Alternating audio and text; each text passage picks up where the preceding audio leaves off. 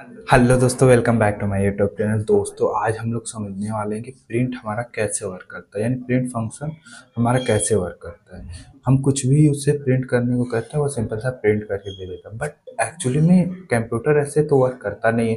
Computer तो simply 0 1 की भाषा समझता है। तो कैसे वो हमारा इंग्लिश लिखा हुआ जो होता है, यानी जो भी वर्ड लिखा हुआ होता है, वो इतनी आसानी से समझ जाता है और हमें आउटपुट दे देता है।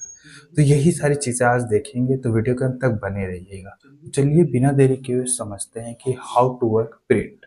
तो सिंपल सा मैंने पिछले लेक्चर में आप लोगों को बताया था कि यहाँ पर मैंने अपने नेम को प्रिंट कराया, तो हमारा आउटपुट कुछ प्रिंट होके यूं ही आ जा रहा था। तो print hello I am Nilesh करके आ गया है। और जब भी हमें क्या करना होगा कि अगर इसे नए लाइन में, मान लीजिए मैं अपने नेम को नए लाइन में प्रिंट करना चाहता हूँ, तो क्या करूँ? उसके लिए सिंपल सा बैक स्लैश एन होता है। तो यहाँ पर मैं दूसरी लाइन में अपने नेम को रखना चाहता हूँ, तो बैक स्लैश एन का यूज़ करूँगा।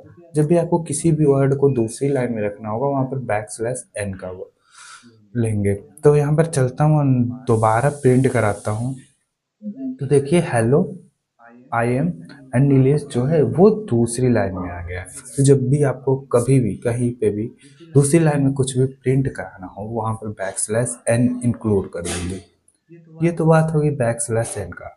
जब भी आप किसी वेरिएबल को, आगे चल के आप वेरिएबल वगैरह देखेंगे, डेटा टाइप वगैरह भी देखेंगे, लेकिन यहाँ पे मैं सिंपल सा ये बता देता हूँ कि जब भी मान लीजिए आपका नेम है या कुछ भी आपका ऐसा है एज ए वेरिएबल आपने इंक्लूड किया है, उसे सेपरेट करके यूज़ करना है प्रिंट में, तो क्या करेंगे? वहाँ पर सिंपल से कॉमा से सेपरेट करके यूज़ करते हैं। तो यहाँ पर मैं लेता हूँ एक प्रिंट। ओके, यहाँ पर पहले वेरिएबल लेता हूँ मैं। वेरिएबल के रूप में अपना एज लेता हूँ 23 एंड ये रहा। उसके बाद मैं लिखता हूँ सिंपल सा, इसी को प्रिंट को ले लेता हूँ एंड चलता हूँ। तो print hello I am Nilesh. अब बैक स्लैश एन हटा देता हूँ क्योंकि ये अपने था। अब जब भी हमें कुछ नया जोड़ना होगा, जब भी वेरिएबल को जोड़ना होगा, स्ट्रिंग हो सकती है, कुछ भी हो सकता है वेरिएबल, तो सिंपल सा कॉमा लेंगे एंड जो भी वेरिएबल का नेम होगा वही रख देंगे। तो देखिए सिंपल से ये दिखा रहा है। तो एज एज हमारा वेरिएबल था, यहाँ पर कुछ भी हो सकता है, तो वो ले सकते हैं। तो अब देखिएगा प्रिंट में हमारा 23 आ जाएगा। आउटपुट में क्या आएगा? हेलो आई एम नीलेश और एज 23। तो इसको फिलहाल के लिए मैं हटा देता हूँ क्योंकि हमें दूसरा आउटपुट देखना। तो सिंपल सा मैं रन करता हूँ, तो देखिए hello I am Nilesh and age जो है 23 है। तो इस तरह करके हम लोग क्या करते हैं, सिंपली सी कॉमा का यूज़ करके हम कुछ भी वेरिएबल को प्रिंट में इंक्लूड कर देते हैं। अब दोस्तों, ये तो बात हो गई कि जो भी हम प्रिंट करा रहे हैं वो बड़ी आसानी से प्रिंट होके आ जाए। बट कंप्यूटर जो हमारा होता है वो तो 0 1 को समझता है, 0 1 की भाषा समझता है। तो ये इतना इजीली हो कैसे जा रहा है, वो समझेंगे। तो सिंपल सा इस वर्क को करने के लिए हमारा बीच में आता है इंटरप्रेटर, जिसमें कंपाइलर लगा होता है, कुछ वर्चुअल मशीन लगी होती है, बाइट कोड होता है, जो कि कन्वर्ट करके हमें सिंपली समझाता है और कंप्यूटर को भी समझाता है। कंप्यूटर अगर हम नॉर्मल से इंग्लिश लिखते हैं तो वो 0 1 में कन्वर्ट करके, बाइट कोड में कन्वर्ट करके वर्चुअल मशीन की सहायता से उसको क्या करता है, कंप्यूटर को समझा देता है कि ये एक्चुअली क्या चाहते हैं, और वो फिर उसको कन्वर्ट करके हमें देता है। तो ये सारा काम इंटरप्रेटर खुद ही कर देता है। फॉर एग्जांपल अगर हम लोग समझे कि मान लीजिए हमारे पीएम हैं, वो किसी दूसरे देश में जाते हैं, तो उनके साथ एक ऐसा व्यक्ति होता है जो दोनों जगह की भाषा को जानता है। तो जब मोदी जी कुछ बोलते हैं तो वो उनको समझाता है क्योंकि वहाँ की भाषा उसे पता है। जब वो वाला व्यक्ति कुछ बोलता है तो वो मोदी जी को समझाता है क्योंकि उन्हें मोदी जी की भी भाषा पता है।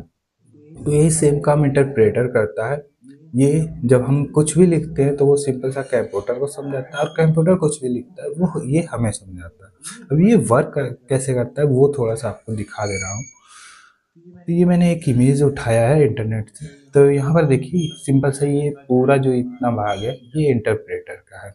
अब ये क्या करता है, कंपाइलर पहले कंपाइल करता है कोड को, फिर बाइट कोड में कन्वर्ट होता है यानी 0 1 के रूप में कन्वर्ट होता है एंड वर्चुअल मशीन की सहायता से कोड रन होता है एंड आउटपुट हमें दिखता है।